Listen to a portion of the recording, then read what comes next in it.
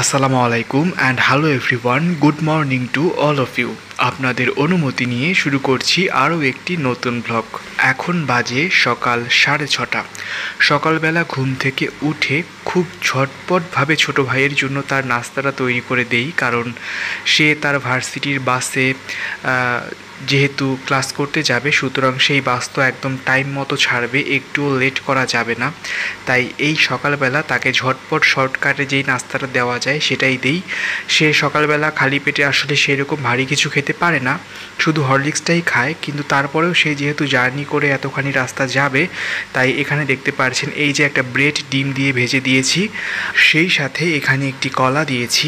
আর ওই ব্রেড আর ডিমের সেই ব্রেকফাস্টটা করার জন্য এখানে একটুখানি সস দিয়েছি, এপাশ থেকে হরলিক্সটাও গুলিয়ে নিয়েছি।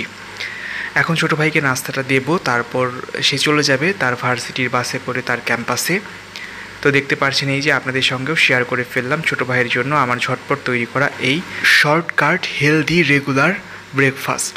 এরপর ছোটো ভাইকে তার বাসে উঠিয়ে দিলাম, সে চলে গেল তার ক্যাম্পাসে। আর আমি এই তো হেঁটে হেঁটেই যাচ্ছি আমি যেখানে থাকি সেখানে।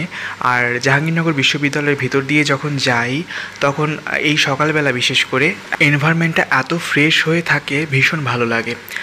তো যাই হোক, এরপর এই তো বাসায় চলে এসেছি। বাসায় আসার পথে কিছু নিত্য প্রয়োজনীয় জিনিসপত্রও কিনে নিয়ে আসলাম। কি কিনে নিয়ে আসলাম চলুন ঝটপট সেগুলো আপনাদের সঙ্গে এখন শেয়ার করে ফেলি। এই যে দেখতে পাচ্ছেন, এখানে 1 লিটার একটা তেলের বোতল নিয়েছি, আর এখানে 2টা গ্লুকোজ বিস্কিটের প্যাকেট নিয়েছি।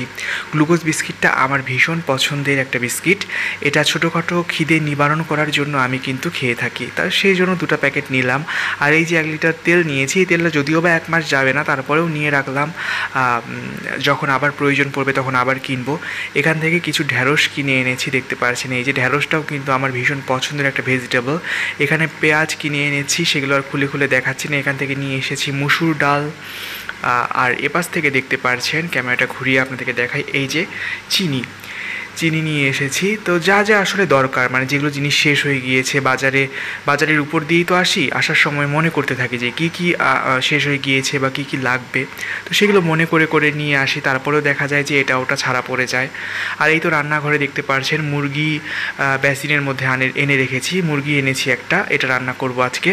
রান্নাবান্না করে তারপর আমি আবার আমার ইউনিভার্সিটিতে যাব। থিসিসের কিছু কাজের জন্য আমাকে রেগুলার ভার্সিটিতে যেতে হয়, এবং আমার থিসিস শেষ করার লাস্ট ডেট দিয়েছে এই মাসের 31 তারিখ, সুতরাং বুঝতেই পারছেন ভীষণ রকমের চাপ।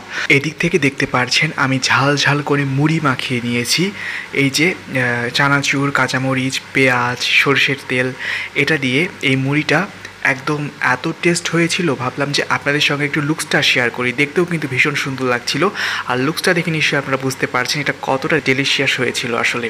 তো সব কিছু মিলিয়ে আজকের ভিডিওতে আপনাদের সাথে এতটুকুই শেয়ার করলাম। আসলে এতটাই ব্যস্ততা যাচ্ছে, এই ব্যস্ততম সময়গুলোর মাঝে চেষ্টা করছি যতটুকু পারা যায় আপনাদের সঙ্গে আসলে শেয়ার করার জন্য। আজকের মতো তাহলে আল্লাহ হাফেজ, আসসালামু আলাইকুম, ভালো থাকবেন সবাই।